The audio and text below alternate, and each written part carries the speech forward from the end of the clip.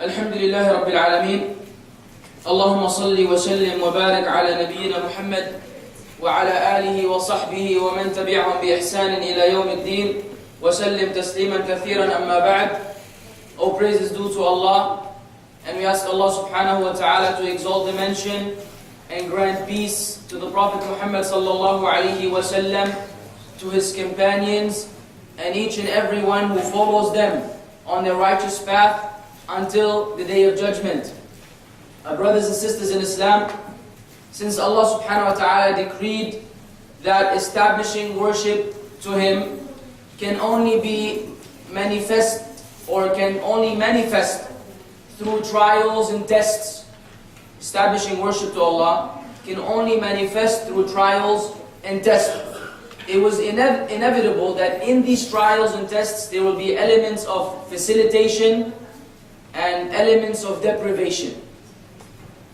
Elements of facilitation and elements of deprivation. In better words, or this is also known as halal and haram. Elements of facilitation, halal. Do it if it makes life easy for you.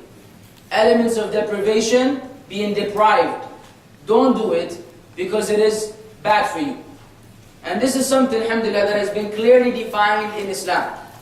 We have no ambiguity concerning this teaching, particularly when we refer to the famous hadith of An-Nu'man ibn Bashir radiyallahu anhu wa ardah, the hadith in Bukhari and Muslim, wherein the Prophet sallallahu alayhi wa sallam said, إِنَّ الْحَلَالَ بَيِّن وَإِنَّ الْحَرَامَ بَيِّن وَبَيْنَهُمَا أُمُورٌ مُشْتَبِهَاتٌ لَا يَعْلَمُهُنَّ كَثِيرٌ مِنَ النَّاسِ فمن اتقى الشبهات فقد استبرأ لدينه وعرضه ومن وقع في الشبهات وقع في الحرام كالراعي يرعى حول الحمى يوشك أن يرتع فيه ألا وإن لكل ملك حمى ألا وإن حمى الله محارمه ألا وإن حمى الله محارمه ألا وأن في الجسد مضغة إذا صلحت صلح الجسد كله وإذا فسدت فسد الجسد كله ألا وهي القلب.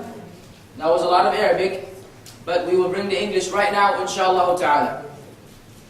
And I request everyone's kind silence while I speak, if you don't mind. Jazakumullah khairan. The Prophet sallallahu alaihi wasallam said, halal is bayyin, clear. It is clear. There's no ambiguity concerning it. And haram is also clear. There's no ambiguity concerning it. And then he went on to say, and between them are doubtful matters, unclear things, concerning which many people have no knowledge of. Many people do not know. Then he said, so whoever avoids these doubtful matters, he shall be protecting and preserving his deen and his ird, his religious commitment and his honor or dignity. However, whoever falls into these doubtful matters will indeed fall into haram, into the prohibitions.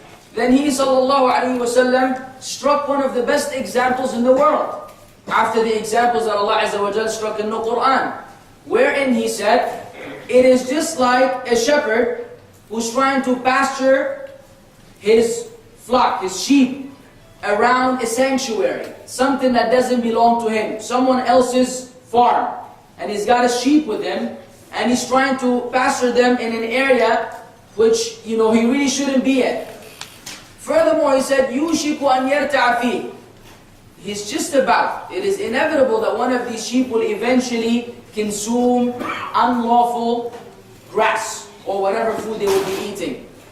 Then he said, alayhi salatu salam, verily every king has a sanctuary. And Allah's sanctuary is His prohibitions. Allah's sanctuary is His prohibitions. Then he said, verily in the heart, in the body, there's a piece of flesh. If it is sound, then the whole body will be sound. If it is corrupt, then the whole body will be corrupt. And it is the heart. Wonderful. Now, what do we learn from this hadith? A lot. What can we deal with tonight? Not a lot, due to the time. If you were to refer back to the books of the scholars, and you see the tafsir and the interpretations and the commentary which they have concerning this hadith, you will find that books can be compiled, just deducing benefits and wisdoms from this one hadith. But we will be touching upon the basic aspects of the hadith, so we will leave this evening, inshallah ta'ala, with some understanding of the halal, the haram, and most importantly, as you saw in the flyer, if you saw the flyer or from the title of the lecture, what is between halal and haram. How do we deal with it? That which is doubtful, how do we deal with it? First, al-halalu bayyin. Halal is clear. Alhamdulillah. Predominantly, almost everything we have created is halal. Almost everything in the creation of Allah is halal, with the exception of some things. Even though you may get people who try to, turn it around. And we dealt with this in the misconceptions about Islam, that everything is haram, everything is haram. No, everything is halal. Haram is some minor issues, minor things that are in reality harmful to you as well. So you avoiding them is means of gaining Allah's pleasure and protecting your physical being, or spiritual being, or mental being, or whatever. It is ultimately good for us. So the halal, alhamdulillah, plenty of that. And it is clear. There are no questions concerning that. You want to eat beef? Go ahead. You like chicken? Go ahead. Now, of course, we're not dealing with the way of slaughtering, right? And whether it is bake or taza, so this is none of my business. I'm speaking about, general chicken and general beef. It's halal. On the other hand, al-haram bayyin. Can anyone say that wine is okay? Is there any doubt concerning the impermissibility of wine? Fornication, and we can list a number of things? No. You will never find someone who agrees unless they really don't have, they have no understanding of Islam. They're just learning Islam. But anyone with the basic understanding, I don't think anyone in this hall, in fact, Allah knows best, but, who doesn't know the major halal things and the major haram things? This is known. Where is our problem? In between. And you may be thinking, like what? Right? What are the things that are doubtful? How do I know things that are doubtful? Well, if we were to lay down the foundations and see how come we have doubtful things, then it will be easy to identify some examples. I will tell you, the first reason why we may have an undoubtful matter is the uncertainty of the authenticity of the evidence. Let me repeat. The uncertainty, we're not sure, of the authenticity, is it sound, is it authentic, of the evidence. Is this evidence sound? Usually this is in the area of what? Hadith. Because there's no such thing in the Quran. Everything is authentic. Example. You get a newborn baby, right? Cute little thing. You've been waiting for him for 9 months or maybe more, and finally after this long wait, here he comes. And everybody's excited. We want to do the sunnah. We want to implement the sunnah. What, brother? What is the sunnah? What is the sunnah concerning newborn babies? At the last minute, you get the phone calls. What do I do? Do I call the adhan in the right ear and the iqamah in the left ear? Did you hear that one before? Who did it? MashaAllah. Anyone? No one did it besides the brother who's had children here? Okay, be honest. Ma'alish. I will ruin your party soon. But until then, let's see some hands. So only a few brothers had actually called the adhan. Maybe others didn't do it because they didn't know about it. Not because they knew the reality of the situation. But here's what happened. It's a very popular practice. And it was popular for the longest time. There's a story behind it. Ibn Qayyim al-Jawziyah, rahimahullah, he has a book called تحفة الودود في أحكام المولود. Right? A book dealing with the newborn baby and all the rulings associated with that. Now, first, before we go to this book, there's a hadith in Sunan al-Tirmidhi narrated by Abu Rafi'. So the hadith is Abu Rafi', right? And the hadith indicates that it's a sunnah to call the adhan in the right ear of the newborn baby and then call the iqamah in the left. Well, the iqamah is a separate story. Let's stick to the adhan in the right ear. Now, that same narration in Sunan al-Tirmidhi is da'if it is known to be da'if. However, Ibn Qayyim had mentioned in his book that there was another reference for this hadith in the book of Shu'ab al-Iman lil-Bayhaqi, where in that he said, Ibn Qayyim said that this narration is also da'if. There's another weak narration in Sunan al-Bayhaqi. So pay attention, because this has to do with the science of hadith. We have one weak narration in Sunan al-Tirmidhi, one weak narration in Shu'ab al-Iman lil-Bayhaqi. طيب. Now the scholars have differed concerning their approach, but Shaykh al-Albani, rahimahullah ta'ala, who was a scholar of hadith, an expert in this field, he was well versed in the science of hadith, was of the opinion that when we have a number of weak narrations, with various chains of narrations, this reality strengthens this hadith. Meaning, the chances for many individuals to narrate the same story through various chains is very unlikely, unless this hadith had some basis, right? We may have some issues in the chain of narrators, but that does not, exclude this hadith from being sound or acceptable. So based on his methodology, said, okay, we have a hadith which is da'if in Sunan al-Tirmidhi, another one which is da'if in al-Bayhaqi, Shu'ab al-Iman al-Bayhaqi. So this hadith can be acted upon due to this strengthening of the narration because of the references, and then it was allowed for the Muslims to do that. What happened? The book Shu'ab al-Iman was not available during that time as a book in the various bookstores. After the passage of time, finally the book was actually, now with the progress of the internet and so the e-books and so on and so forth, finally the book became available. The book became available. And Shaykh al-Albani, rahimahullah, finally had access to the book Shu'ab al-Iman. When he went to that narration, which was referred to by Ibn Qayyim in his book, he found that in the chain of narrators there were two individuals who were accused of being liars. Individuals who were accused by the scholars of Jarh and Ta'deel, that this person, you don't take narrations from him. If you find this X individual in the chain of narrators, this hadith is da'if because of this individual. This is a little complicated, but it may be beneficial at some point in your life, inshallah. The point being, the hadith is da'if, jiddan, very weak. And the methodology of the Shaykh was, you do not strengthen a weak narration with a very weak narration. So when he finally realized that Ibn Qayyim rahimahullah had given the wrong ruling by calling it da'if, whereas it should have been da'if jiddan, he realized that this hadith now cannot hold any water. Consequently, this hadith is inauthentic. Consequently, you cannot act upon it anymore. No more calling the adhan in the right ear. Now, if you did it, إِنَّمَا الْأَعْمَالُ بِالنِّيَّاتِ. Deeds are according to intentions. If you intended to follow the sunnah, Allah subhanahu wa ta'ala will not deprive you of the reward. However, now that you know, and if you don't have any knowledge of hadith, you cannot oppose the shaykh unless you have knowledge of hadith, so you may oppose this methodology, then we can no longer act upon this issue. So this hadith, this ruling, or this aspect of Islam becomes doubtful, because we are not sure of the authenticity. We have uncertainty concerning the authenticity of the evidence which we are using. So it was doubtful, now it is clear for those who follow that methodology. The second example is the applicability of the evidence for a given case. Does this hadith apply?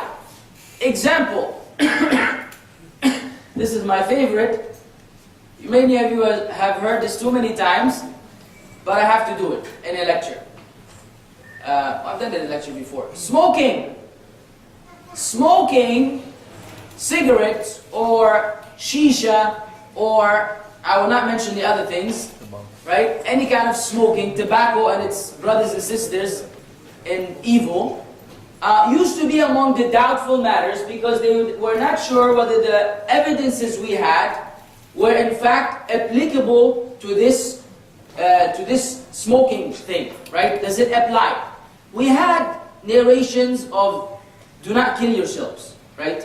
We had the narrations وَيُحِلُّ لَهُمُ الطَّيِّبَاتِ وَيُحَرِّمُ عَلَيْهِمْ الْخَبَائِثِ. When Allah described the Messenger of Allah sallallahu alayhi wa sallam, He said, He makes lawful for them all that which is good. And He makes yuharrim. What does yuharrim mean? From what word? Haram. He prohibits upon them everything which is evil. So, at some point in time, before the studies were made on nicotine and the cigarette and the chemicals that it contains, it was actually a doubtful matter. Do the narrations and the verses dealing with killing yourself and this is being khabitha, are they applicable to smoking or not? So even though it was doubtful at some point in time, back when it first came out in the Turkish, among the Turks, and then it started spreading among the Muslim Ummah, this is no longer the case today. Smoking has been taken out from the level or from the column of doubtful things into the column of what? Haram. And anyone who doubts that needs to reconsider his position. It is haram beyond any shadow of doubt.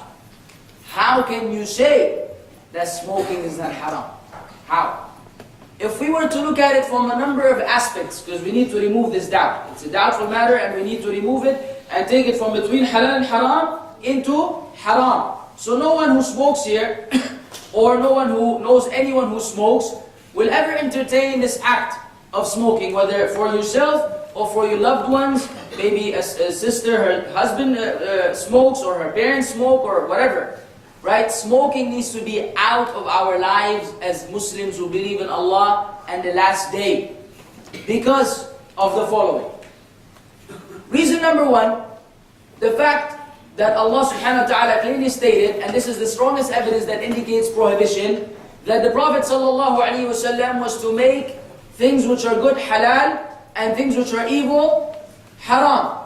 And no sound human being, if he were given the option to categorize cigarette under one of two columns, halal, good or evil, no sound human being, even a child, will put the cigarette under the column of good things. Because it doesn't make sense. Whether you make the studies or you don't. We have the element of the smell. Imagine someone smelling like an ashtray. Have you smelled an ashtray before? It stinks, right? Someone next to you smelling like an ashtray. His breath smells like an ashtray. This is repulsive and unacceptable. Let alone entering the masjid and bothering and harming the Muslims, which in return will harm the angels. The Prophet ﷺ said, إِنَّ الْمَلَائِكَةَ تَتَأَذَّى مِمَّا يَتَأَذَّى مِنْهُ بَنُو آدَمَ. Verily the angels are harmed with that which harms the children of Adam. So bad smell, whether it is armpit, armpit, or socks, or feet, or shoes, or sweat, anything which generates a foul odor is unallowed for a Muslim, particularly in the house of Allah subhanahu wa ta'ala. So harming the believers is not a joke. Allah says in the Quran, وَالَّذِينَ يُؤْذُونَ الْمُؤْمِنِينَ وَالْمُؤْمِنَاتِ بِغَيْرِ مَا اكْتَسَبُوا فَقَدْ احْتَمَلُوا بُهْتَانًا وَإِثْمًا مُبِينًا. Verily those who harm and annoy the believing men and women undeservedly, they don't deserve it. They will bear the crime of slander and clear sin. You have the right to breathe fresh air. Allah created the fresh air for us to breathe. For someone to contaminate this air with this pollution, this is a form of air pollution, and make it in such a way where you are forced to smoke with a smoker through secondhand smoking is a calamity. The smoker is in fact making everyone around him smoke along with him without them wishing to do so. You don't want to smoke. So how would you understand this then if they were to go into a restaurant where there's meat and various kinds of foods, and this person is just smoking as if he's living alone on this earth, and the smoke travels in air, it winds up going into the food, going into the bread, going into everything. And when you go buy a hamburger, you bought a smoking hamburger. It has been smoked up with smoke, with the various people who had been smoking, let alone the manager of the place who's there all the time smoking, or the employees. This is big haram. Is this doubtful to anyone? SubhanAllah. Killing yourself. Is it allowed for any Muslim to kill himself? Do we commit suicide? Do we get sick of life, say, khalas, I can't deal with it anymore, I'm out? You know, put the rope, hang the rope in, in the house and hang yourself? No. Prophet ﷺ said, whoever does this, he will continue to kill himself on the day of judgment, in Jahannam, forever. That's the threat. Somebody shoots himself, he'll be shooting himself over and over and over again. Someone throws himself from the top of a mountain, from a building, similarly. So you have Muslims now who come all the way from some far country, and they want to die where? In Mecca or Medina. So he rents the highest room up in the hotel, and woo, Superman out the window, and Superman is dead on the floor. And wallah, I've died in Medina. La ya akhi. No one will do here. No one will do this here. But I've read this in the newspapers. People wanting to die in this sacred land, so they come and commit suicide here. We say this defeats the purpose. So killing oneself is not allowed. Okay, this is a glass of water. Now, if I were to put a whole glass of poison and drink it, is this halal? Does anyone have any doubt? But inevitably it's haram.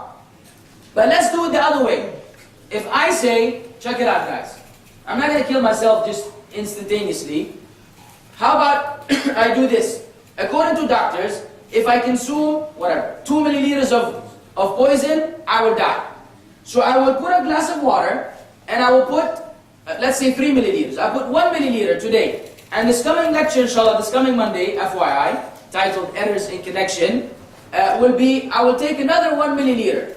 And on the third one, I will take the third, and then I will die on the last, lecture, which will fall on a Monday, after having consumed the 3 milliliters of poison. Does that make it halal? It is still what? Suicide. So we have quick, suicide and long-term suicide. Now, have you ever purchased a product in your life that said on it, be careful, I have poison, you will probably get cancer and die, and you buy it afterwards? Imagine, you go with your children to the supermarket and there's a chocolate bar that says, contains chemicals, and whatever, gasoline. If you drink, if you eat too many of these, your children will die. Would you buy it for your son? No way. Because advertising necessitates that they lie. The only company in the world that doesn't lie when it comes to the product are the cigarette companies. They tell you clearly. And a Muslim will go afterwards and buy this, pay fulus, which we've been working hours for, hard working hours, day and night. We have family back home who need the money.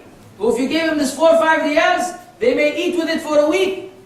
We find some Muslims, may Allah rectify our condition in theirs, use it to buy cigarettes. So now they're wasting money in something which is haram. What is the point? Smoking is haram. Anyone who says it is doubtful has no knowledge of this matter, and you don't listen to him.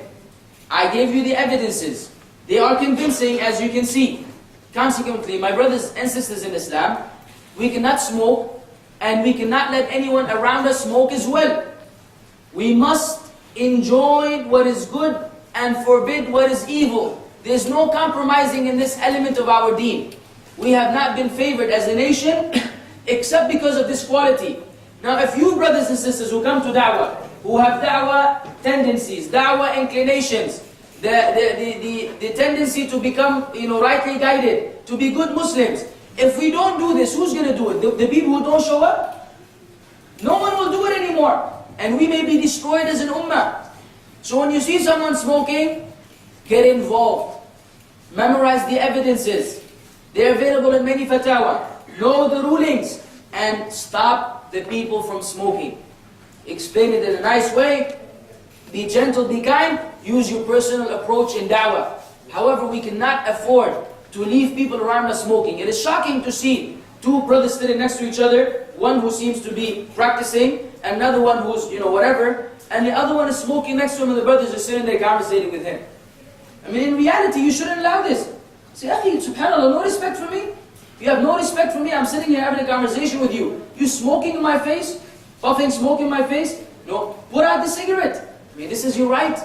So if we don't do this, the smokers will think that no one will ever stop them. So they will continue to smoke everywhere all the time. And when you try to stop them, they will look at you funny. And this happens nowadays. We've had people say, mind your business, man. Why are you everybody smokes. Why do they bring it into the country? Look at this funny. Huh? Why is if it was haram, why is it in the country? MashaAllah. This justifies it now?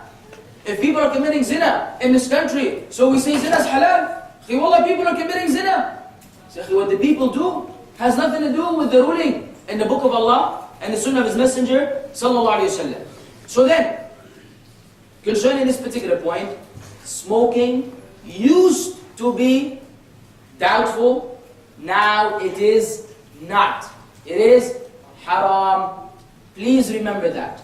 Act upon it and share it with others. طيب.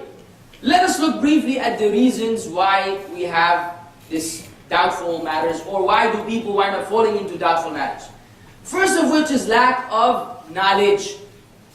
Due to lack of knowledge, we have in fact fell into many doubtful matters. Some of them which constitute being innovations. This will be dealt with in the second point. But the first point, I want to give you an example so we'll have some clarity. You are in the masjid on the day of Jumu'ah, okay? And half an hour or so before the Imam comes, there's what we call the first adhan. We're on the same page? Fine. The mu'adhin calls the adhan, and you're sitting there, repeating after him, getting the sunnah in and whatever, in terms of the dua. When he's done, what do you do? He finishes. You got 40 minutes, something like that, until the Imam comes and the second adhan is called. The first adhan is done. What do you do in the meantime? Read Quran. Anything else? I'm sorry? Make dua. Anything else? Nawafil? How many? 4. I'm not going to look at the speaker as so it will be more neutral. Yeah, I'm shocked that was not the first suggestion. Pray the 4 rak'at sunnah, right? Is this a sunnah? It is not a sunnah. Why is it not a sunnah? Because at the time of the Prophet ﷺ, they had only one adhan. So he would come in, immediately go to the mimbar, get on the mimbar, say Assalamu alaikum wa rahmatullahi wa barakatuh. He ﷺ will then sit down, the mu'adhin will call the adhan, and then immediately afterwards the khutbah will begin. There was no second adhan. When did that come in? In the khilaf of Uthman radiallahu anhu. Uthman is which khalifa among the khulafa?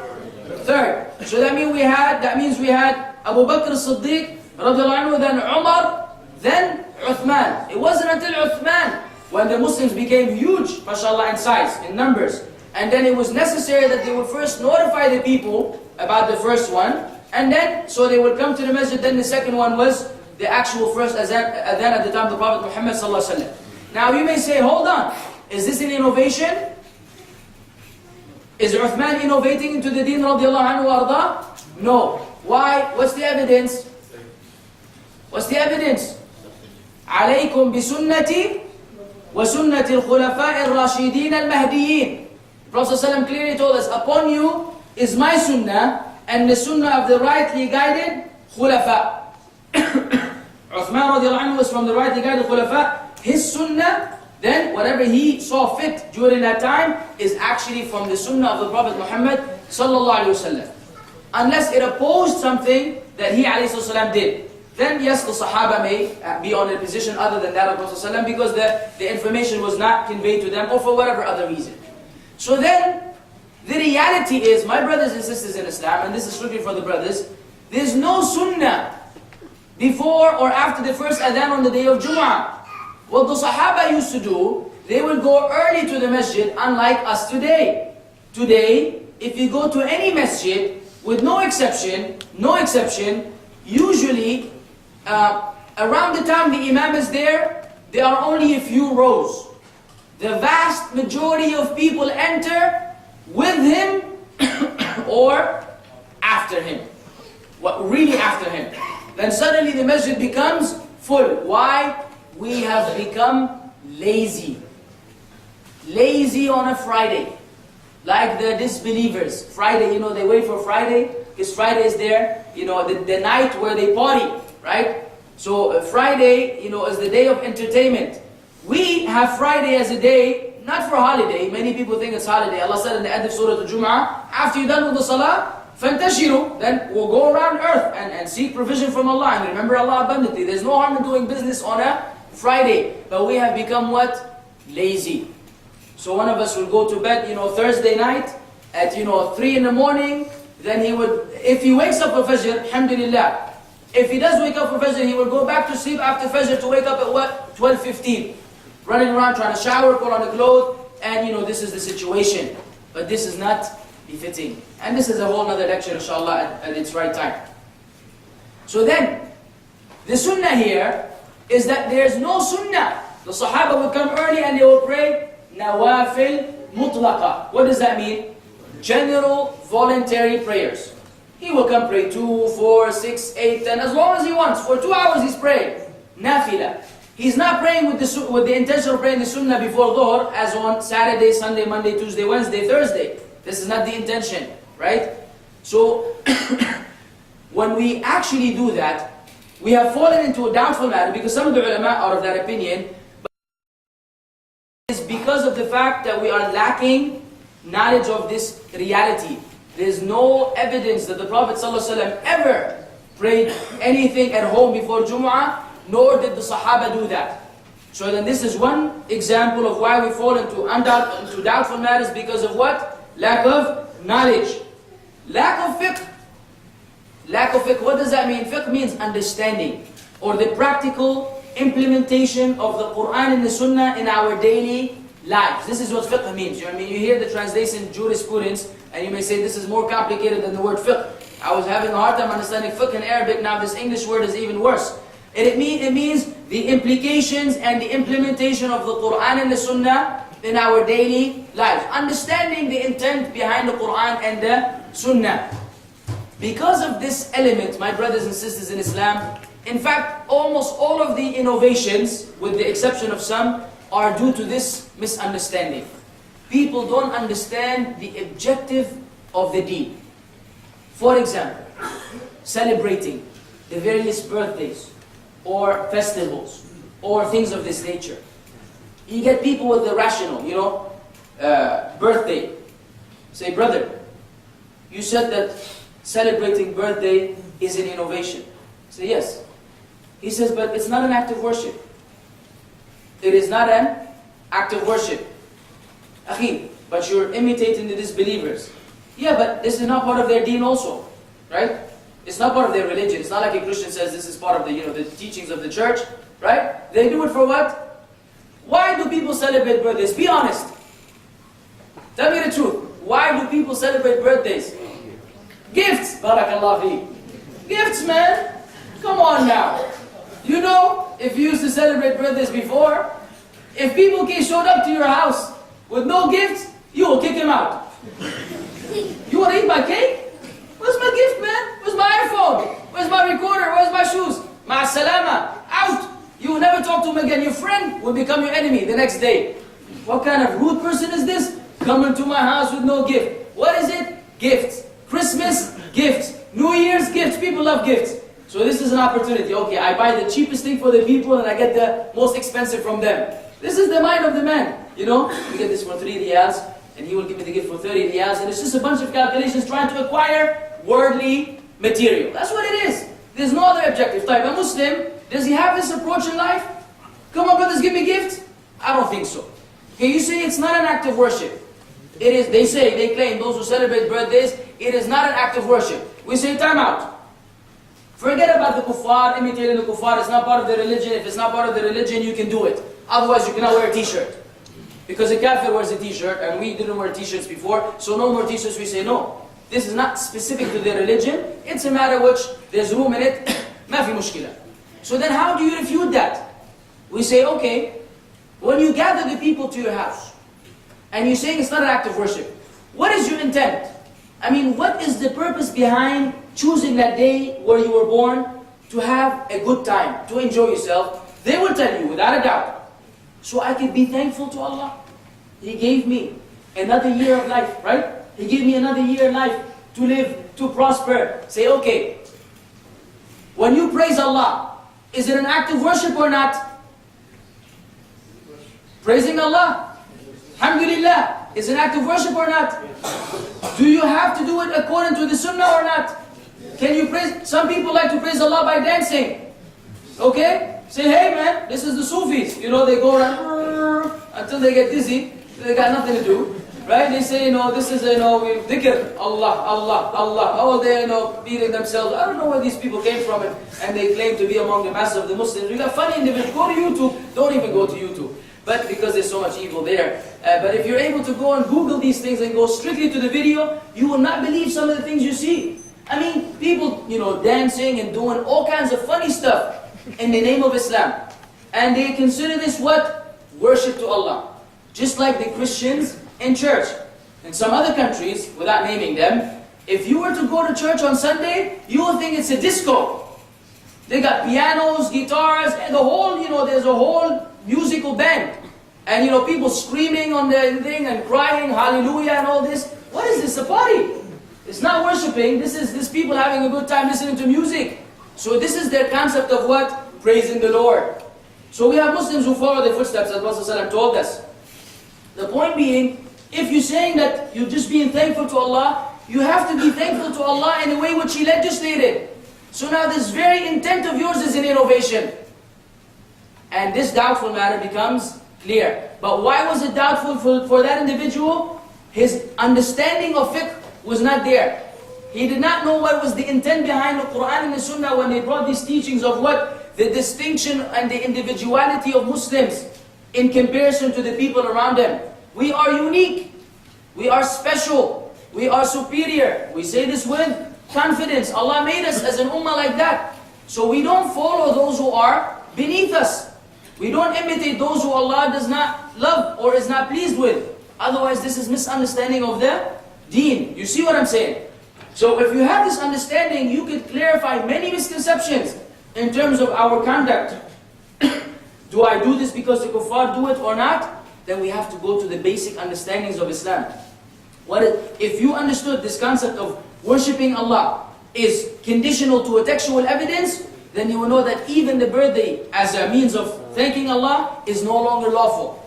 Not because it's imitating the kuffar or otherwise, because they will be able to answer that. With that, you can remove this doubtful matter and it moves on to the category of haram. Because innovations are halal or haram? Haram. Thirdly, lack of contemplation. What is contemplation? Pondering, reflecting. Sometimes we haste. We don't think long enough. And when we don't think enough, we come up with funny stuff. Just recently, a beloved brother of mine, who's a revert to Islam, it appears from his name at least, who I've been corresponding with via email. He always has different questions. It's some other country, I don't know what the country is. He sent a question that said, brother, I have a serious problem. Khair. That's what you say. Khair. May Allah make it good.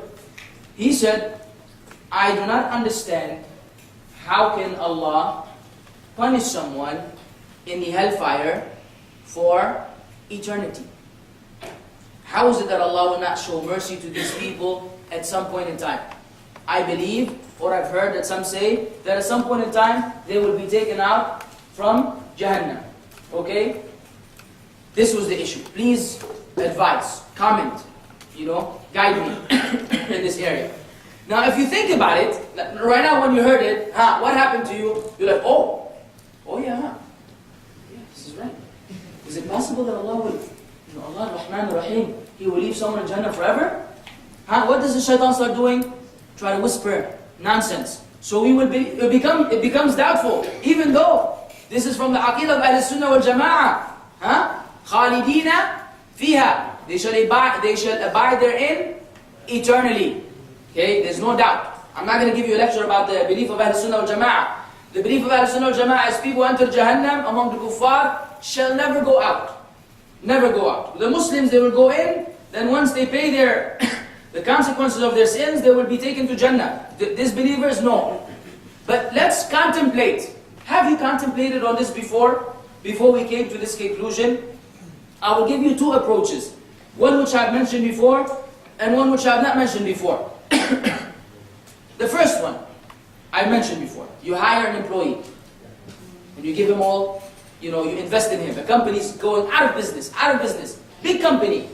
And they have 50,000 riyals, or not even, more than that, left. And the only way they can grow and boom as a business is by hiring an IT who will be able to develop a software for them which will make them superior to the contending and competing businesses around them. So they find this unique individual who's qualified and has everything that he needs. They get in touch with him, they contact him, say, listen, we want to hire you. We will give you everything. We will spend the halala we have in you, so you may develop the software. Please, this business is expensive, multi-million business is going out of business. We need your help. We will give you a castle. You will have 6 cars. As soon as you land, we'll get you married to the most beautiful woman in our city. Hypothetically speaking. But it doesn't happen in real life. You name it. You want clothes, we will give you. You want, leadership, we will give you. Everything you want shall be given to you. Please, just develop this software. For the purpose of what? Enhancing and saving this business from destruction. And indeed, this deal materializes. They get the man, he comes over from overseas to the kingdom or whatever, and they give him all the tools and the machines and the PC, everything is state of the art, high tech. Just put together this software. And he starts working. In the process of his work, he meets an employee who works at one of the contending businesses, one of their competitions. And he starts feeling very bad for this helpless employee who is also suffering with this company, right? So he decides that he will develop this software and then give it as a gift to the other employee. He does. He develops it. He says, this is a gift for you and your business to grow and boom. Thank you very much. The next day, the other business is making, millions of riyals, and our friend's, company is asking about their software. Hey, today was the deadline. Where's the software? Oh, the software, yeah, I finished it, but I gave it to my friend who works for this business across the street. What will they do to him? Celebration? Let's have a party. Oh, great news, man. Thanks. What will they do to him? Now, of course, if the manager had a shotgun, it would be right then and there, right? Somebody would shoot him. But worst case scenario, if they didn't shoot him because they don't want to go to jail, this person will be persecuted in the worst ways possible. They will try to damage him, damage his family, destroy his career, destroy his life. And if they were able to keep him in prison until he dies, they will not give him any mercy. They will say, he deserves it. Why? You've utilized our bounties and you had given them, you served someone else. If this is the case with a human being, company, and some fulus, then what about the condition of the son of Adam with his Lord? Allah created him, gave him life, sustenance. In fact, every breath that this person breathed was by the will of Allah. He has no control of it. He made sure his mother loved him enough to nurse him and be patient with him. Otherwise, all infants will be thrown out the window from the first day. If women had no patience, after a few hours of crying, maybe somebody will open the window and throw away the baby. I don't need to deal with this anymore. Life was good before this baby came. But what do they have? Patience. He cries and he cries and he defecates and urinates and cries and burps and pukes. All nasty stuff. Right? The children are the nastiest things in the world, even though they're cute. But women have no problem with that. That's her baby. She loves him. Why? Allah instilled that in the mother. If the mother didn't have this quality, women stay aside, then it will be a problem for the children. Who made this the way it is? Allah. Then He gave him a mind. He gave him understanding. He gave him clothing and food, sustenance. Then He gave him a messenger whom He sent with a message, with a detailed explanation of the purpose of life. Where are you going? How do you get there? What you need to do, what you need to avoid. A mind, an intellect, a natural disposition. Everything was given from who? From Allah. Then the son of Adam wants to consume all of that and go worship Jesus and the saints and the sun and the moon and himself and other people and the cows and so on and so forth. What is this? What will you do to these people? They deserve the punishment. Think about it. They are taking everything and there's no excuse. Brothers and sisters, there's not even a single human being, unless those who were born crazy, insane. These are not held accountable in Islam. Any sane individual, there's no way that in their natural understanding, in their natural disposition, they know that they should worship Allah. They know that in the depth. But they leave it aside. They ignore it deliberately. Don't have any misconceptions about that. So when they continue to ignore Allah all their lives, what do they expect from Allah in the life to come? Punishment. Example number one. Example number two. I came late today, 3 minutes, forgive me for that. I'm still unhappy about that, but again I blame the masjid which took longer to call the iqamah, longer to finish the salah, alhamdulillah. Imagine somebody was playing a prank on me, okay? Before I came in here, someone put poison for me with the water, trying to play games with me, for whatever reason. I come in here, say, I'm sorry I'm late, huh? Now everybody here, brother, stop! Huh? There's poison in there. What am I supposed to do? Imagine all of you, without an exception, those whom I know personally and those who I don't, Muslims whom I'm supposed to trust, they tell me, brother, and you have a serious face, you're not playing. Wallahi, there's poison in here. What am I supposed to do? Stop. Imagine if I said, mind your business. You fools! Excuse me. And I drank, and I died. What will you feel? He deserves it!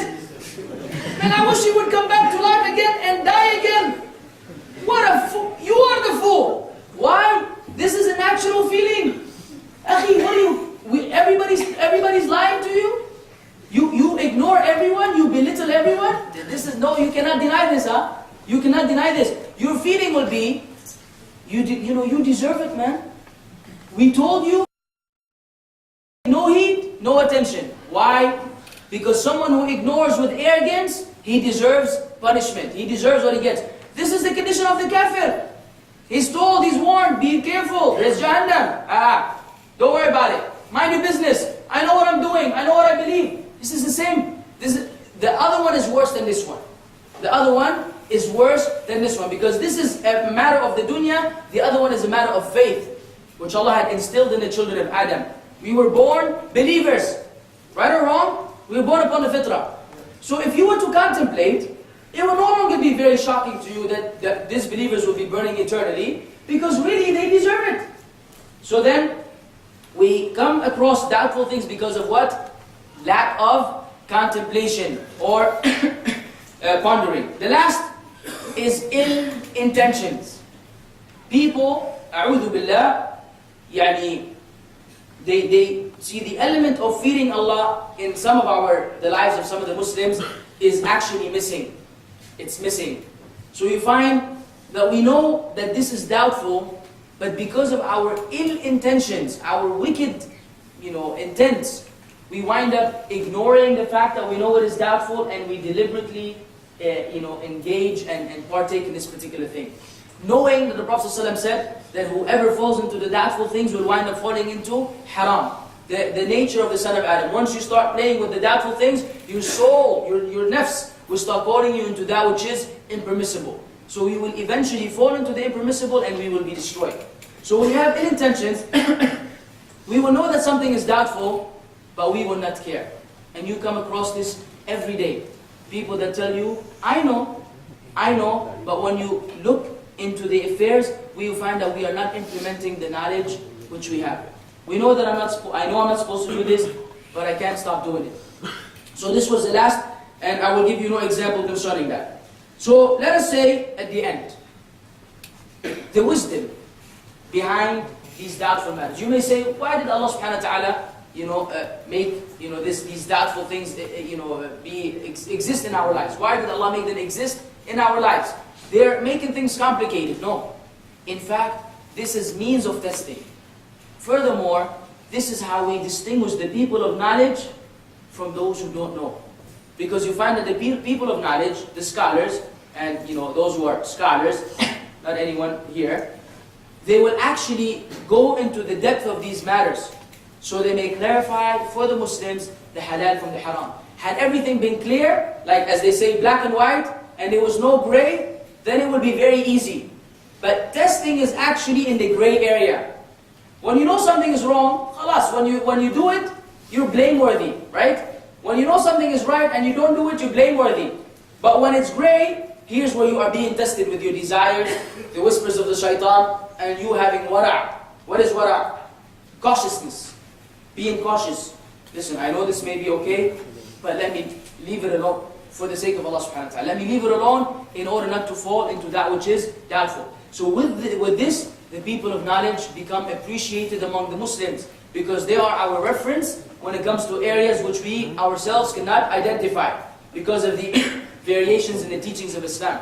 So this is from the wisdom of Allah subhanahu wa ta'ala because the most honorable status is the people of knowledge, is that of the people of knowledge. يَرْفَعِ اللَّهُ الَّذِينَ آمَنُوا مِنْكُمْ وَالَّذِينَ أُوتُوا الْعِلْمَ دَرَجَاتٍ. Allah raises in degrees those who believe amongst you and those who were given knowledge. Allah raises them in degrees. So the alim becomes superior or supersedes the other one through his knowledge of these intricate details of Islam and being knowledgeable of the doubtful matters in Islam. So when he presents them to the people, they are no longer doubtful.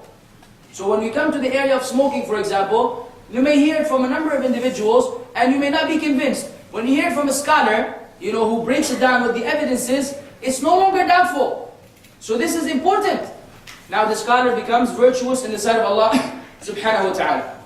And last but not least, what we need to understand, excuse me, brothers and sisters in Islam, is really the purpose of life. When we know why we were created, we will have the proper approach concerning every single doubtful matter in Islam. If we knew that Allah Azza wa Jal has made this life a fitna, وَنَبْلُوكُمْ بِالشَّرِّ وَالْخَيْرِ fitna, and we will test you with evil and good as a trial. When we know that, and we strictly avoid the evil and the doubtful, and we enjoy and act upon the good, then we are in fact guaranteeing ourselves a place in paradise in the life to come. Guarantee bi-idhnillah azza wa jal. Because Allah will not place someone in Jahannam who has striven in his life to be among the righteous. Allah will not punish someone who was striving in this dunya to enter Jannah. Whereas, if we don't have this right understanding, we will get the shaitan playing many games with us. And the biggest game he has is what? Allahu Ghafurun Rahim. Allah is all forgiving, most merciful. Ma'alish, I will do this. I know it's wrong. I will do it. I know it's doubtful. I will do it. But Allah is forgiving. Allah is most merciful. But brother and sister, Allah had already said in the Quran that Allah is Shadidul Iqab. He is also severe in punishment. نَبِّئْ عِبَادِي أَنِّي أَنَا الْغَفُورُ الرَّحِيمُ وَأَنَّ عَذَابِي هُوَ الْعَذَابُ الْأَلِيمُ. This is an amazing ayah in the Quran. Allah said to the Prophet Muhammad sallallahu alaihi wasallam, نَبِّئْ عِبَادِي, inform my slaves that I am the most forgiving and the most merciful. But the ayah continues, وَأَنَّ عَذَابِي, and that my punishment is the most severe punishment. Two sides of the coin. Don't only look at one. There's also severity in punishment. So we don't play around. We don't play around with something that will land us in Jahannam. Because at the end of the day, I will finish with these ayat. Allah says in the end of Surah Al-Nazi'at, فَإِذَا جَاءَتِ الطَّامَّةُ الْكُبْرَى يَوْمَ يَتَذَكَّرُ الْإِنسَانُ مَا سَعَى وَبُرِّزَتِ الْجَحِيمُ لِمَنْ يَرَى فَأَمَّا مَنْ طَغَى وَآثَرَ الْحَيَاةَ الدُّنْيَا فَإِنَّ الْجَحِيمَ هِيَ الْمَأْوَى صلى الله العافية وَأَمَّا مَنْ خَافَ مَقَامَ رَبِّهِ وَنَهَى النَّفْسَ عَنِ الْهَوَى فَإِنَّ الْجَنَّةَ هِيَ الْمَأْوَى. This is the bottom line of everything. These few ayat, they summarize our lives in this life and our lives to come. Allah said, so when there comes to them the greatest catastrophe, which is the Day of Judgment, الطَّامَّةُ الْكُبْرَى, it covers everything because of its greatness and magnitude. يَوْمَ يَتَذَكَّرُ الْإِنسَانُ مَا سَعَى. On that day, the son of Adam shall remember what he was striving for in the dunya. Because all the deeds will be presented to us on our book of deeds. Then we are divided into one of two categories. As for the first, وَأَمَّا مَنْ طَغَى وَآثَرَ الْحَيَاةَ الدُّنْيَا. As for he who transgresses by falling into the haram and the doubtful, and following the desires and the whims and lusts, وَآثَرَ الْحَيَاةَ الدُّنْيَا, and he favored the life of this world. These are the two destructive qualities. Transgressing against Allah's limitations and favoring the dunya over the akhirah. What will be the abode? The hellfire. On the other hand, the other kinds of people whom I'll ask Allah Azza wa Jalla to make me and you among them, as for those who fear standing before their Lord, they fear the Day of Judgment, that I will come with my book of deeds, and angels shall be presenting me and bringing me forth, dragging you in front of Allah. And Allah Azza wa Jalla will ask you and remind you, you did this on that day, you did this on that day, and everything will be presented to Allah. If we were to fear that day, then we would prepare for it right now. There'd be no playing around, there'd be no following desires, there'd be trying to be the best Muslims we can ever be. The best Muslims we can ever be. We will fall short, we will not be perfect. Each one of us here has his own shortcomings which only Allah knows about. However, that does not mean that we don't strive, because that day is coming. So the one who fears standing before his Lord, and then وَنَهَى النَّفْسَ عَنِ الْهَوَى, and he prevents his soul from what it desires, from evil desires. There are lawful desires and unlawful desires. If you stop yourself from following what it likes, which is not pleasing to Allah, فَإِنَّ الْجَنَّةَ هِيَ الْمَأْوَى. This is the reality. I mean, it's unbelievable how clear Allah has made the message. How clear the teachings are. This is the simply, I mean, if you were to learn physics or mathematics or anything, it would be way more complicated, right? The triangles and then right angles, and forget it, man. Acute and this, this is a headache. This is simple stuff. Look, man, you don't transgress, You don't favor the life of the dunya. That's the first thing, the two things you need to leave alone. Two things you need to leave alone. On the other hand, you fear standing before Allah, so you bring to mind the accountability, and you stop yourself from what it desires, you'll go to paradise. Is there any simpler equation than that? This is the simplest in the world. What are we missing? Implementation. What are we missing? Acting upon this basic information. Because of what? Our evil selves sometimes, the shaitan, along with that, and allowing ourselves to mix with people who don't fear Allah. All these are elements of destruction. We need to be in this life as what? Strangers. Try to be, a Muslim who takes the deen seriously. When you do so, then you can only expect blessings from Allah. The happiest people on earth are the believers, not the Muslims. The believers among the Muslims who have the highest level of belief.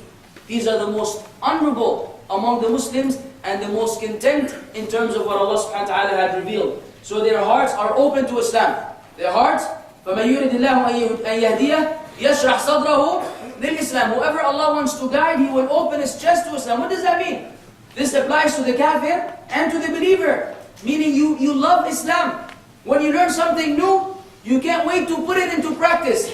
Not you learn something, you say, oh no, but I like to do that, brother. Are you sure this is haram? Are you sure Allah said I have to do this? Come on now. But I like this. I like, no, this is Allah has not opened you just for Islam. The Sahaba, when any information was given to them, ala tul, they would put it into practice. They wouldn't ask, excuse me, Messenger of Allah, is this a sunnah or a wajib? Never. When he told them something, whether it is voluntary or obligatory, they what? They acted upon it. Why? They loved Islam. They loved Allah. They loved to please Allah. They loved to imitate the Prophet Muhammad ﷺ. So they were the most successful people who ever walked upon this earth. And if we wish to follow their footsteps, then we need to have the same attitude. So I invite myself and you to this way of life, to this attitude, that of the successful individuals. We cannot depend on ourselves because we are weak. We depend on Allah. We need to beg Allah to grant us that. Beg Allah, oh Allah, use me as service for Islam. Make me someone who serves your religion. Utilize me for the propagation of this deen. This is a dua which we should have, even if we're not saying it verbally, in fact, in feelings. We should want to be Muslims, good Muslims, serving Islam. So Allah subhanahu wa ta'ala will become pleased with us and make us among the inhabitants of Jannah. وآخر دعوانا الحمد لله رب العالمين وصلى الله وسلم على نبينا محمد. Wonderful. The way we understand this, akhi, is in the light of what we know as general. Let me see the brother because I like to look at the question. What we look at this, akhi, in the light of what both are from the teachings of Islam, and our understanding is that there's never any contradiction. So whenever we have things which appear to be contradicting one another, we have to understand one in the light of the other. The general ruling is having a bad smell is not allowed. The exception is when you're fasting, because it is beyond your ability. So consequently, you will not be held accountable for that because it is required of you to do so. This is in terms of the negligent individuals. Those who go to bake and eat garlic, with the judge, and then he goes to the masjid burping from the beginning of the salah until the end. So this one, this is concerning those individuals. Or those who don't shower, or they don't remove their armpit hair, and they don't use means of beautifying their smell and so on and so forth, then whoever has shortcomings in this area. Is that clear, inshallah? How do we, as lay people, know what opinion is stronger when there are two trusted scholars that have opposing views on a given issue? Well, in fact, the scholars have different advice concerning this issue. Some of them say you follow that which is safer, okay? That which is more safe, farther from impermissibility. Others say you follow the scholar who you trust more, who you think is more fearing of Allah. Others say you follow the scholar who is more knowledgeable in that area of the deen. Meaning if you have a muhaddith and a faqih, and the issue is an issue of fiqh, not an issue of hadith, then you go with the opinion of the faqih if both are equal in your sight as far as God-fearing, individuals. And the last opinion, which is the one that should be avoided, is that you follow the one which is easier. Because this opens the door for falling into very many and doubtful things. So even though it is there amongst my advice to you, not a fatwa, my advice is go with that which is safer from the scholar who is more knowledgeable in that science of Islam. If it is hadith, an issue of authenticity of hadith, then go with the alim of hadith. If it is fiqh, mufassir with the mufassirin, tafsir with the mufassirin, and so on and so forth. Excuse me. Question number 6, mashallah, tabarakallah. Question number 2. To what extent should one have taqleed when following a madhab? Are all the madhabs equally correct in their rulings? Can one opinion be stronger than another? Excuse me, how can a person judge this? There will be a whole lecture dedicated to this matter, titled, What is your madhab? So be patient, inshallah, because I don't want to, ruin it ahead of time. If anyone is in a dire need to know, then you can email me at onewaytoparadise@gmail.com, inshallah ta'ala, and then I will give you what is available so far concerning this issue. Yes? Is it true that a good deed washes away another sin? A good deed washes away? It washes away a sin. Yes, it's in the Quran and in the Sunnah. Allah says in the Quran, إِنَّ الْحَسَنَاتِ يُذْهِبْنَ السَّيِّئَاتِ. Verily the good deeds remove the bad deeds. And the Prophet ﷺ said, اتبع السيئة الحسنة تمحها. And follow up an evil deed with a good one, it shall erase it. So you got it right there. So a person has more good deeds than the sins she did. Right. What advice would you give to those people who trying to fulfill the message? Okay. The right message that you would Clear. Inshallah. Right. Let me deal with the questions since they're from the floor before we deal with the papers. It's easier for me to read them. This I may forget. Concerning the first one, ya akhi, well, let's put it that way. At the time of the Sahaba, or even at the time of the Prophet Muhammad sallallahu alaihi wasallam, when someone came to the masjid smelling like garlic or onions, they would actually kick them out of the masjid and send them to al-Baqi', to a graveyard, so they may hang out there, right, and not harm the Muslims in the salah. Now today, this may not be very much applicable, because if you were to try to take someone out of the masjid, you'd be taken out of the country. So you leave that alone. Wisdom is necessary for the believer. What you do is you run away from this person after you have what? Advised them. You must advise him. Say, Akhi, you smell like cigarettes. Your presence here is forbidden. You are harming me and the angels. You come in to gain reward with the salah. You are leading with sin. It is not allowed for you to be here in the masjid. Please, for the sake of Allah, you need to start smoking. Or in the meantime, until you quit smoking, before coming to the masjid, don't smoke. And brush your teeth. And put on some perfume. Do all the necessary. So you will not come here smelling like cigarettes. If someone leads you in the salah, then your salah is valid. However, if you know that this masjid has a tendency to have a smoker lead you in the salah, don't pray at that masjid anymore. Right? But you advise them as well. Advice all the time. This is what I could think of concerning the first question. Concerning the second question, it's very tough. If you see someone is 50 or 60 years old, meaning there are some almost senior citizens, or are, and try to convince someone at that age that he's wrong and you're right, is usually far-fetched. But that does not mean that we don't attempt and try. You need usually to bring someone who is older, closer to them in age, who knows Islam, so he may explain this misunderstanding.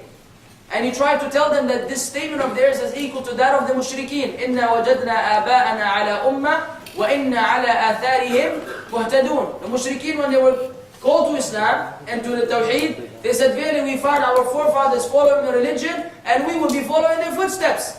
Say, this is imitating the disbelievers.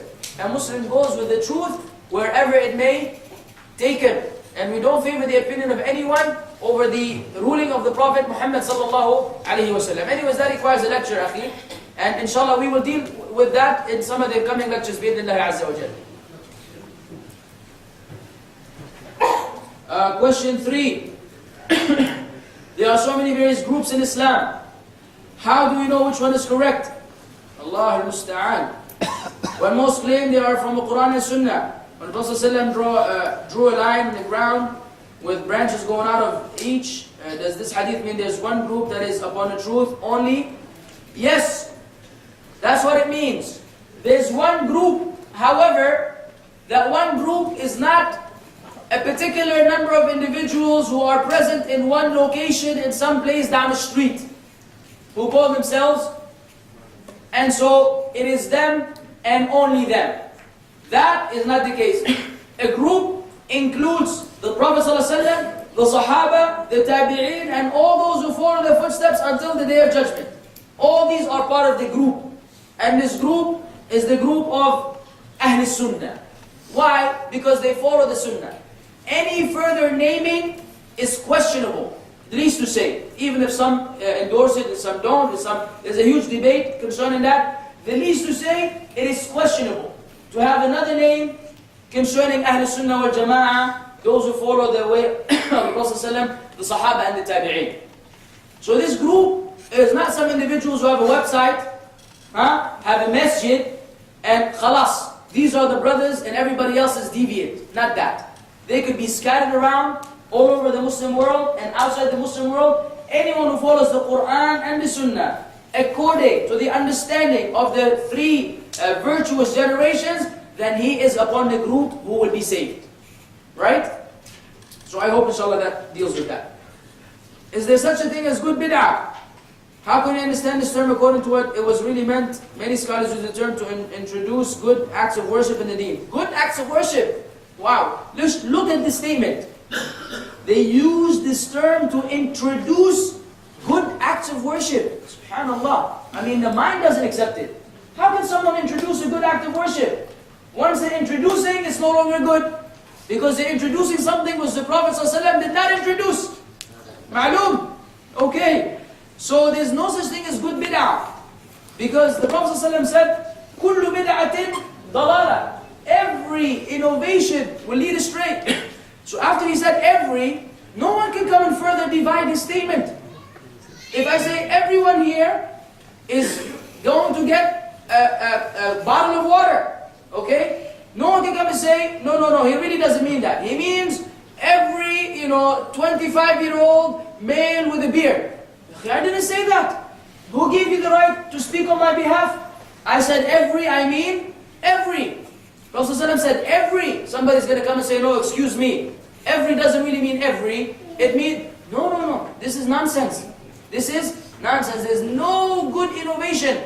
Allah says in the Quran, أَمْ لَهُمْ شُرَكَاءُ شَرَعُوا لَهُمْ مِنَ الدِّينِ مَا لَمْ يَأْذَنْ بِهِ اللَّهُ. Or do they have partners who introduce, who legislate for them in the religion that which Allah did not legislate? SubhanAllah, what is this? So, this is another lecture as well. But in the meantime, no. Can someone shake the hand of a woman for business meetings? Because by not shaking the hand, it may cause more harm. Ya salam. I don't know what more harm, what worse harm is there. Losing some fulus? Right? Such as not getting employed for a job. Even the handshake is without desire and only as one-off. No. And finally, no. Look. Remember what I said? Lack of what? Contemplation. Look at it from the other side. This job is a test from Allah.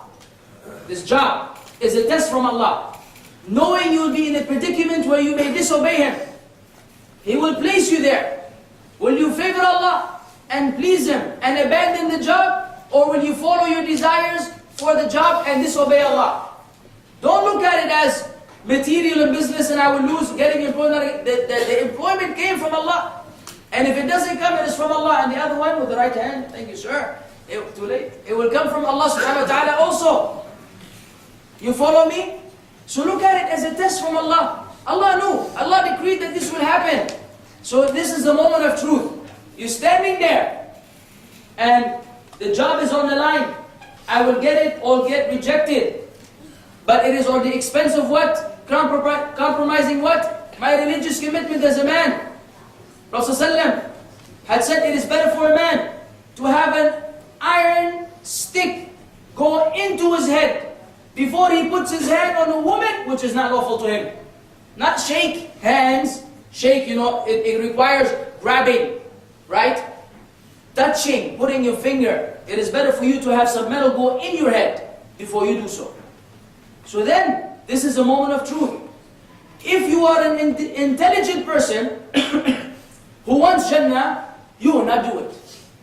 And if you don't get the job, you will leave saying, Alhamdulillah, Allah will give me something. I was tested by Allah and I passed the test. You will leave happy that you passed the test which Allah gave you. You will not leave sad, I didn't get the job.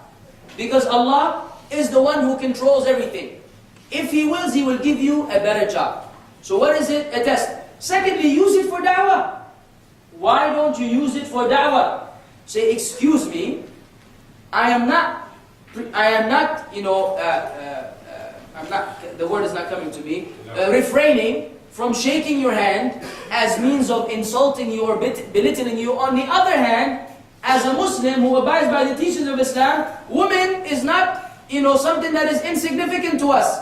She's a human being with equal opportunity to go to paradise and so on and so forth. Consequently, she has a right not to be touched by a stranger, and I have an obligation not to touch a strange woman. So I'm only following Islam, which gives you rights which the other people are not giving you, and gives me rights which require of me to respect you and give you your rights. And you know what? This is da'wah. She may say, hey, that's what I've been looking for. It seems that everybody just wants to shake my hand for some other reasons, not to get a job. So this will make the woman realize that she is respected in Islam. So you can turn it into a da'wah, opportunity. But without that, if you're unable to do that, then you don't shake the hands. And, as they say in the slang in Lebanon, جَعَلْ عِمْرُ مَا يِجِي. May this job never come to you if it's going to cause you to disobey Allah. From the beginning, you're going to become, like the people who get married. Funny people. From the first day, the day where they need Allah's blessings the more, Allah's guidance, Allah's protection, they begin their life with sin. Music and men and women mixing and dancing, they begin their life upon disobedience. What do you expect to be coming in the future? Nothing but a'udhu billah, evil. So, you want to begin your job on good terms with Allah, then begin a job where you were pleasing Allah in the beginning. And then Allah will make your sustenance lawful bi'idhnillah. طيب. MashaAllah. As usual, the questions are more than the lecture. Many people are celebrating Eid Milad, birthday of Prophet ﷺ. How to counterfeit. Are the rules of Lebanon Muslims? Ouch. Concerning the first, there will be another lecture dedicated strictly to celebrations. Inshallah, you will know it when you read the title. So allow me to postpone this till then. If you're dying to know, just email me at onewaytoparadise@gmail.com. Are the Druze of Lebanon Muslims? No, they are kuffar. They believe in incarnation, right? Meaning you die and you come back as your, someone else, and then someone else and someone else. They don't believe in, accountability and all the things which we believe in, and consequently they're not among the Muslims. From the evidence, you presented that adhan in the right ear from the newborn can no longer be used. So what you should do from now on while the new baby is born? Well, what we have from the Sunnah, good question, mashallah. The Sunnah indicates that when the newborn baby is born, that you get some dates, right? And you kind of you rub it on your finger. Okay, you don't give him a date. Some people, get excited saying, "Eat a date." This poor man, he can't even suckle yet, And with the seed inside, right? He'll manage to take it out with his teeth, which he doesn't have. Anyways, so you get some dates and you make it soft and mushy like that, and you rub his gums with it. You rub his gums with it. Just something sweet. This is the Sunnah of the Prophet Muhammad sallallahu alaihi wasallam. This is the only thing that we know of as far as at the moment of birth. Now, after 7 days, you shave the hair, and then the weight, you value that in silver. Then you give sadaqah equal to the value of silver. If they are like 3 grams, so what is 3 grams? 3 grams of silver is 50 riyals. You give sadaqah 50 riyals. You slaughter 2 sheep if it is a male, 1 if it is a girl. If you haven't named him, it may be the sunnah to name him on the 7 days because there were such indications. There are times the Prophet ﷺ mentioned that it's a sunnah to name on the 7th day, and there were times where he named his son on the day he was born. He said, I was blessed with a son tonight, and I named him tonight, and I named him Ibrahim. Shukran. Right? So the 2 sheep, or the 1 for the female, the circumcision, of course, for the boys, and so on and so forth, and khalas. This is what I can recall right now. And I cannot elaborate because I don't want to keep you here till midnight. Let me go back. These have been dealt with. Okay. Assalamu alaikum. Given adhan in the newborn's ear a weak hadith. What about other issues? Okay. Shaving the head, I just dealt with. Tahniq, I just dealt with. Shaving the girl's head. There's a difference of opinion concerning the girl. Some of the scholars say, even the girl, you shave her head. I mean, shaving the head is actually good for the head in terms of the hair growth. According to the doctors, it helps strengthen the hair and the whatever things that grow the hair. There's a medical discussion concerning that, and some of the opinions of the scholars mention that the girls can be included in shaving the head as well. Some of them say strictly for the boys. Some people say makruh. Nah, you're right. Some people do say so. Can you give more details of the correct sunnah concerning newborns? I mean, this is what I know. There's a difference of opinion. personally, I believe that it is okay for the girls as well, right? Based on what I've read from the fatwa of the ulama. Assalamu alaikum. Wa alaikum salam. Worshipping in the masjid behind someone who's wearing, some drawing, I guess, example of eagle. Please explain. Well, I mean, we should not go to the salah with clothing that contain images. We should not be wearing clothes with images. Clothes with images. Period. Right? It's just not from our way of life. Because angels do not enter a place where images are. And we're speaking of images of things that possess souls, like human beings and animals. But if someone is leading you in the salah, I have no knowledge whether the salah is sound, valid, or invalid. This is beyond me. So Allah Ta'ala alam.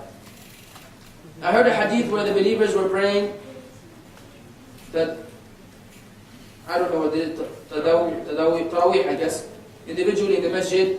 He ordered them to pray behind Ibn Mas'ud, Umar. He called this a good bid'ah. We have a few issues here. First, he did not call them or commanded to pray behind Ibn Mas'ud. Right? He commanded to pray behind who? Who is Shabab? Who was the first one who was made to lead the Muslims in Tarawih? Umar commanded who? Ka'b. Ubay ibn Ka'b. Ubay ibn Ka'b. This was the one who led the Ibn Mas'ud. Secondly, you have to go back to the interpretation of the ulama concerning the statement of Ibn Umar, نعم البدعة هذه. Good bid'ah. The actual bid'ah here can be understood linguistically or legally. What he was referring to was the linguistic meaning and not the legal meaning. Evidence. Who was the first one to lead Muslims in congregation in Taraweeh?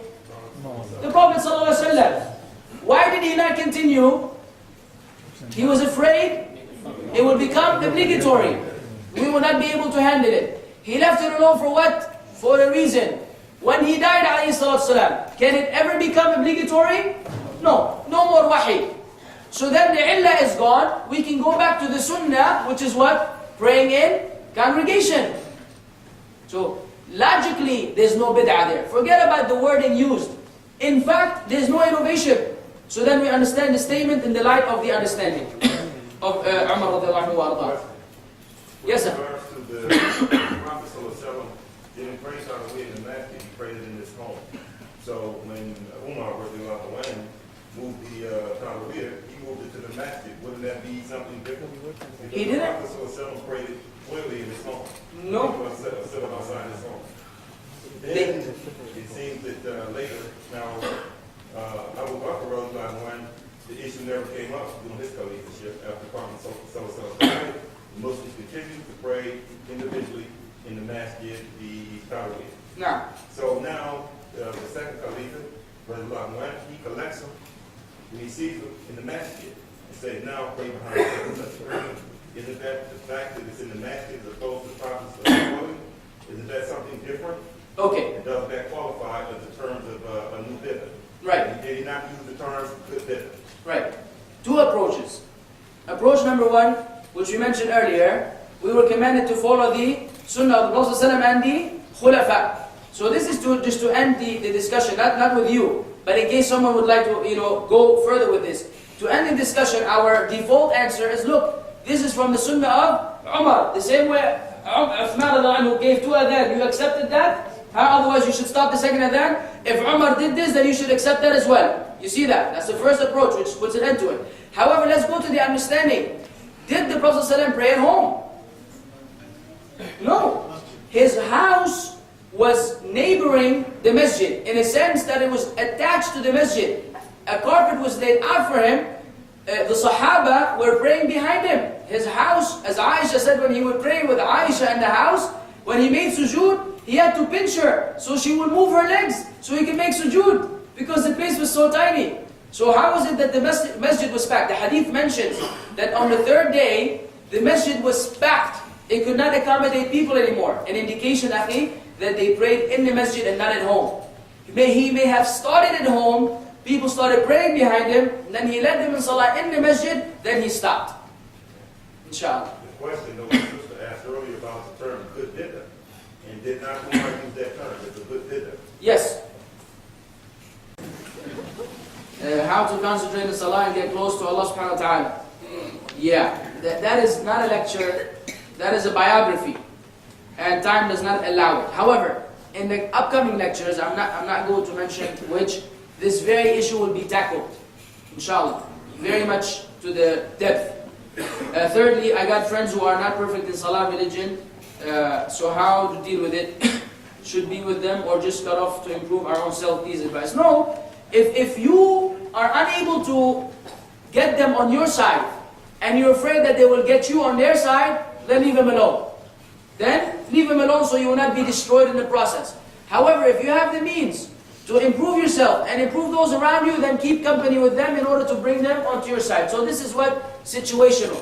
We cannot say to everyone, leave them or keep them. It depends on the person and his friends, his style, his character, his ability to convince people, and so on and so forth. So it is situational. Right? I believe these are the last of the questions. Anything else?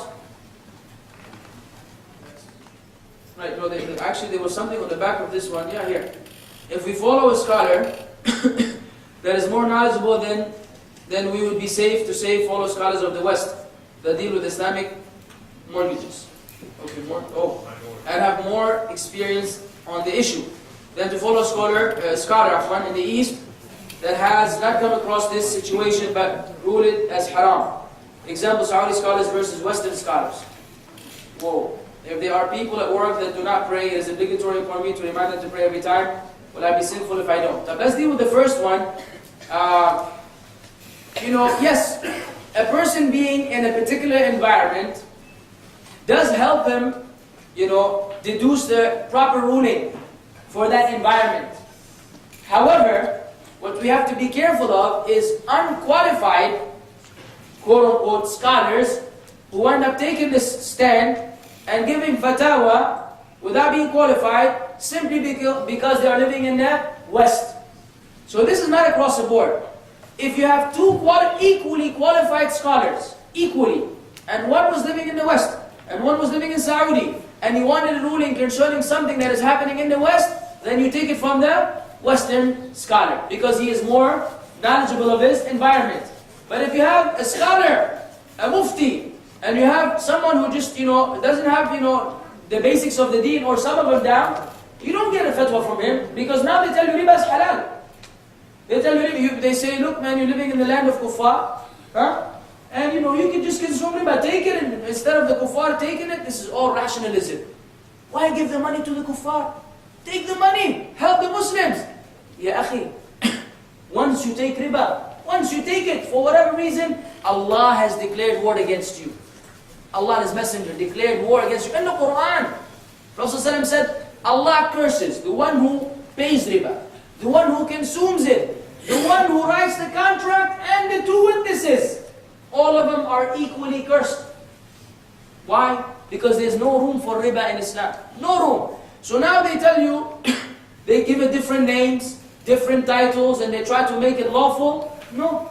Even if he's a Western scholar, we will not go with that. Unless he is grounded in knowledge, we know that he's qualified, he's received tazkiyah from the people of knowledge, that this person is qualified to give fatwa. He knows the environment, then and only then we look into it with the understanding, not with the blind following. Otherwise, we have to be very careful from individuals in the West and otherwise who take it upon themselves to convey particular information which is against the clear teachings of Islam, and will be misguided in the process. Wallahu a'lam. Concerning the salah, yes, it is obligatory on you to remind people who are not praying.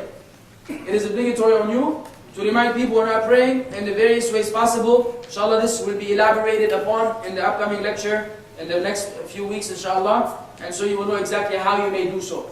So I would like to end this lecture now. جزاكم الله خيرا. سبحانك اللهم وبحمدك اشهد ان لا اله الا انت استغفرك واتوب اليك.